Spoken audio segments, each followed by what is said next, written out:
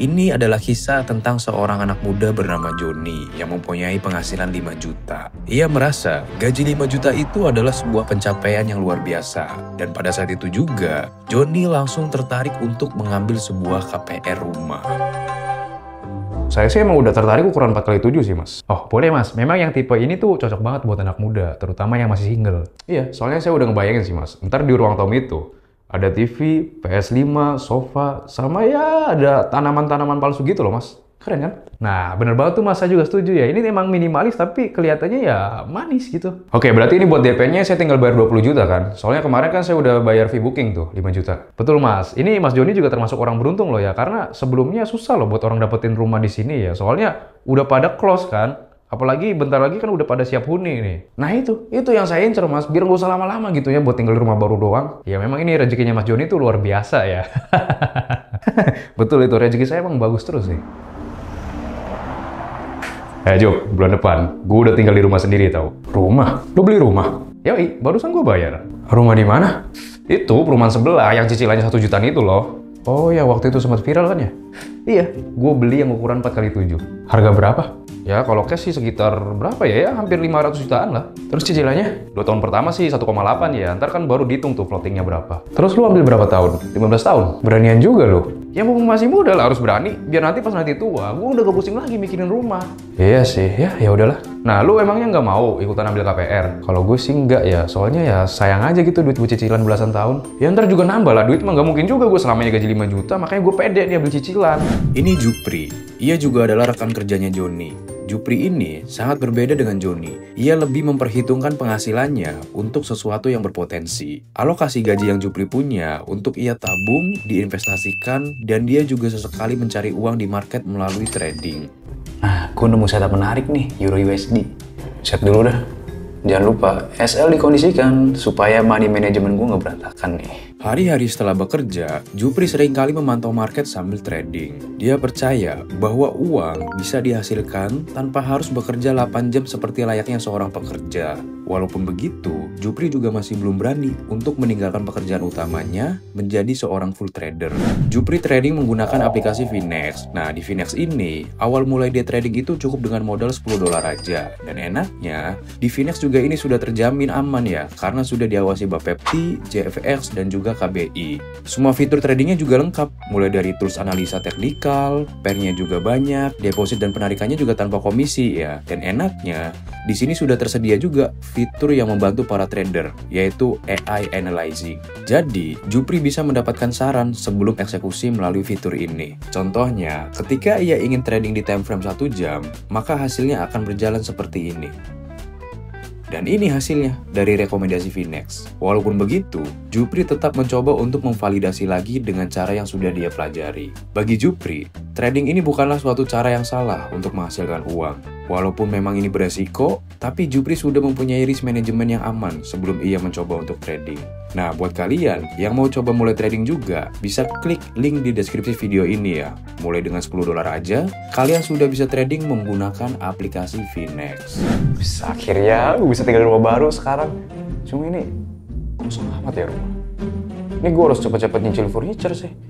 Harus ada sofa, terus lemari, terus di situ ada mesin cuci, rak, meja makan, sama tanaman-tanaman, TV segala macem. Enak juga ya. Tapi gak apa-apa lah, habis gajian ini kan ya, bisa dicicil lah pelan-pelan. Oke, udah gajian, sekarang nabung juga udah, buat investasi udah, kebutuhan juga udah. Terus sekarang ada sisa 300.000 buat nambah modal trading. Ya, gak apa-apa lah. Kebetulan gue udah mulai pede nih pakai strategi trading gue gara-gara dibantu fitur AI Analyzing dari Finex. Oke, ini gue udah nemu juga setupnya. Cakep lagi. Tinggal pasang SL, TP, udah tinggal tidur. Woi Jo, lu nanti main dong ke rumah gua. Oh, lu udah nempatin ya? Udah dong, cuma ya masih agak kosong aja sih ya. Paling ntar lu datangnya pas udah beres aja ya. Boleh deh, ntar gue ajak Saiful juga ya. Nah, boleh tuh, cakep. Oh iya Jo, gue mau nanya nih ya. Lu tau nggak di sini yang udah punya rumah nih ya, selain gua, yang agak mudaan dikit, kira-kira ada nggak? Setahu gue sih kayaknya nggak ada ya. Ya boro-boro mereka beli rumah lah, orang buat keperluan aja masih pada mepet. Masa sih Jup, ini gaji 5 juta loh ya, lumayan. Masa nggak ada yang berani buat cicilan rumah gitu? Ya kan hidup orang beda-beda cuy. Siapa tahu mereka ada yang punya tanggungan atau jadi sandwich. Iya juga sih, kalau sandwich udah susah ya. Cuma ini kan lu sendiri juga nggak ada tanggungan kan? Lu kenapa gitu nggak mau ambil cicilan apa? Duh, gue sih emang gak nyaman ya punya cicilan. Makanya kenapa gue hidupnya nggak ada cicilan ya, supaya gue bisa tenang dan bebas. Ya elah Jup, nih gue kasih tahu ya. Nih kalau misalkan udah punya rumah nih ya, lu pasti bakal dipandang sukses ya. Apalagi masih muda. Karena nggak banyak loh ya anak muda yang punya rumah. Kalau gue sih emang gak peduli juga ya sama orang lain. Yang penting ya gue ngejalanin hidup gue sesuai dengan apa yang gue mau. Udah. Jup percaya sama gue deh. Pasti juga lu ntar punya cicilan. Akhirnya barang-barang gue udah pada cepet nih ya datangnya. Untung aja ada pay letter. Ntar kan kalau misalkan teman-teman gue udah pada datang nih, ngeliat rumah gue udah rapi, udah ada isinya, kan enak dilihatnya. Tapi cicilan ini gue gimana ya? Gaji gue aja 5 juta, buat makan 1,5 juta. Terus buat bayar rumah 1,8 juta. Belum buat bayar cicilan-cicilan yang lain. Cicilan yang lain aja udah 1 jutaan lebih loh. Berapa ya? Tuh kan bener aja 1,6 juta. Sisa 200.000 doang. Belum buat bayar listrik, IPL, bensin, sama yang lain-lain. Pusing juga nih gue ya. Tapi tenanglah, tenang. Pasti rezeki ada aja, percaya kok.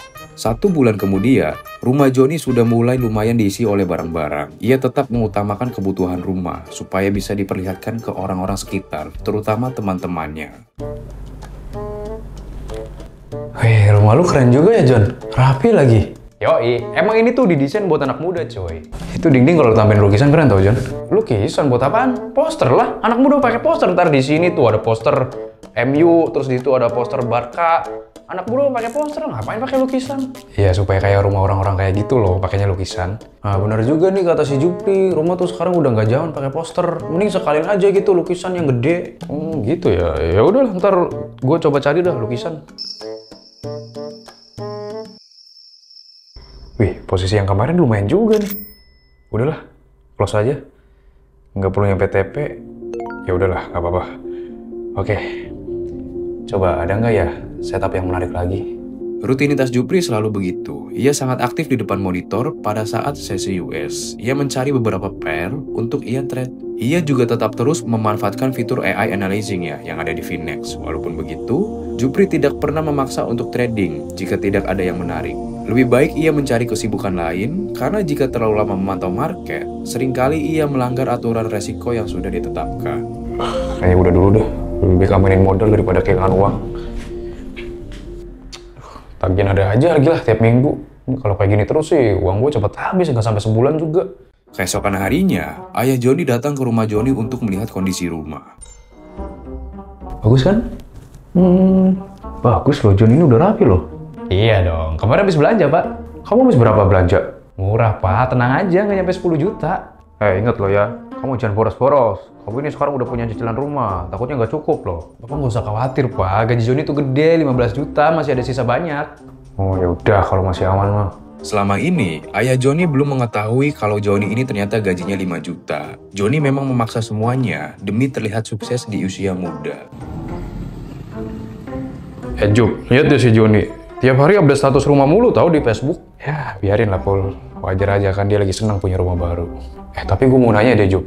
Emangnya dia bisa ya gaji 5 juta punya rumah? Harusnya sih agak sulit ya. Apalagi kan itu rumah komersial. Nah itu dia. Tapi kenapa dia bisa lolos ya? Sekarang sih gampang Pul. Itu bisa aja dibantu sama marketingnya buat manipulasi data. Ya tapi kan cicilan 1,8 juga paling berapa? 1 atau 2 tahun doang. Habis itu yang ngikutin suku bunga kan naik lagi. Ya emang begitu. Cuma sih dia juga yakin sih. Katanya nggak mungkin juga gajinya selama 5 juta. Asli sih gue gak kaget sih ya. Dia tiba-tiba ambil KPR. Ya biarin lah Pul.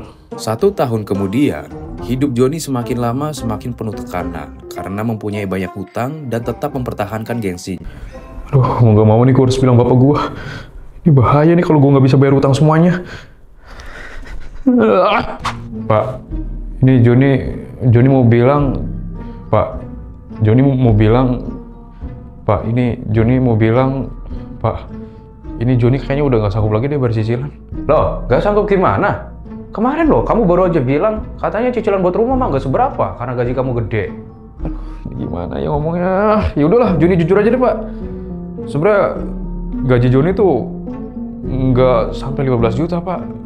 Gaji Joni cuma 5 juta doang. Loh, berarti kamu selama ini bohongin bapak dong? Joni minta maaf, Pak. Joni tuh terpaksa bohong ya, karena Joni tuh pengen banget punya rumah, biar kelihatan sukses. Ini bapak bener nggak suka loh ya, kamu hidup kayak gini. Itu namanya kamu hidup maksa.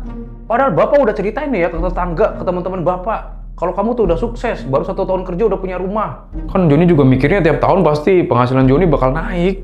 Taunya malah sama aja. Ya udah sekarang kamu gimana tuh, ha? Cicilan kamu berapa tuh totalnya? Iya kalau total semuanya sih bisa di atas 5 juta, Pak. Soalnya ada cicilan-cicilan barang kan. Ini bapak bener-bener heran loh ya. Ini kok kamu bisa loh punya cicilan di atas gaji kamu? Kan ada pinjol. Astagfirullahaladzim, Jon. Aduh, pusing nih kepala bapak ya, kamu punya pinjol segala. Udah Jon lah, nggak usah dilanjutin tuh, kamu punya rumah. Gak bener kamu. Ya Pak, tolong bantuin Joni dong Pak. Itu Joni pengen banget punya rumah itu. Joni tuh udah nyaman di situ Pak. Itu juga udah desain. Ya terus gimana? Orang kamu aja gak ada duit, malah maksa lagi mau lanjutin cicilan. Ya udah, tinggal jual aja sama bapak. Sembarangan aja menyuruh bapak jual sawah. Kamu yang bapak jual ya. Ngeribetin aja nih anak. Pada saat itu juga, Joni benar-benar dibuat pusing. Jika ia ingin melanjutkan KPR, maka dia harus bisa mendapatkan penghasilan tambahan secepat mungkin. Namun, jika ia berhenti, maka ia akan merasa malu karena hanya 1 tahun menempati rumah tersebut. Masa sih gue harus jual rumah gua? Pokoknya gue gak mau jual rumah gua. Jon, gue perhatiin lu dari tadi diem aja, lu kenapa? Gak apa-apa. Lu ada ini nggak apa info kerjaan tambahan apa gitu? Duh, gue kurang tahu sih ya. Soalnya ya gue kerja aja cuma di sini doang kan. Aduh, ini gue jujur aja dah. Gue tuh sebenarnya keteteran banget bercicilan. Emangnya berapa total cicilan lu per bulan? Ya nominalnya sih sama kayak gaji gue, bahkan di atasnya. Loh, kok bisa? Lu cicil apa aja? Banyak, ada rumah, barang-barang, terus cicilan ini itu, cicilan pinjol. Ya, Jon, lu punya rumah bukannya jadi nyaman, malah nasib lu jadi malang gini ya. Aduh, gimana ya? Ini masa gue mesti take over? Ya menurut gue sih satu-satunya solusi ya itu, udah. Ya seenggaknya gaji gue naik kayak jadi berapa, 8 juta, 10 juta kayak. Lu kalau misalkan dapet gaji 10 juta sekarang juga sama aja lah. Tahun depan kan voting tuh rumah lu. Iya juga sih ya, semenjak gue punya KPR, hidup gue jadi stuck gini loh, nggak bisa ngapa-ngapain. Pengen beli ini itu nggak bisa, pengen ngelakuin ini itu juga nggak bisa. Kayak apa ya, duit gue tuh emang habis terus buat bayar cicilan. Ya udah, take over aja. Ya udah kalau gitu, lu mau nggak nerusin? Gimana ya? Ya sebenarnya gue bisa aja sih Jon, cuma pertama gue belum butuh, terus kedua ya sayang aja gitu. Mending uangnya ya gue fokus buat ngasilin uang lagi, kayak buat trading, terus hasilnya buat investasi, udah. Lu mau dari dulu kebanyakan nyimpen duit mulu? Ya gue sih nggak apa-apa ya, daripada kebanyakan nyimpen cicilan kan. Ya udahlah, gue take over aja dah, udah nyerah gue. Ya udah, emang itu solusinya, nggak ada yang lain. Pada saat itu juga, Joni harus rela melepas rumah kesayangannya dan hanya bertahan 1 tahun di rumah tersebut. Walaupun ia sudah bisa lepas dari cicilan KPR, namun ia tetap harus menanggung hutang-hutang yang lain yang sudah menumpuk.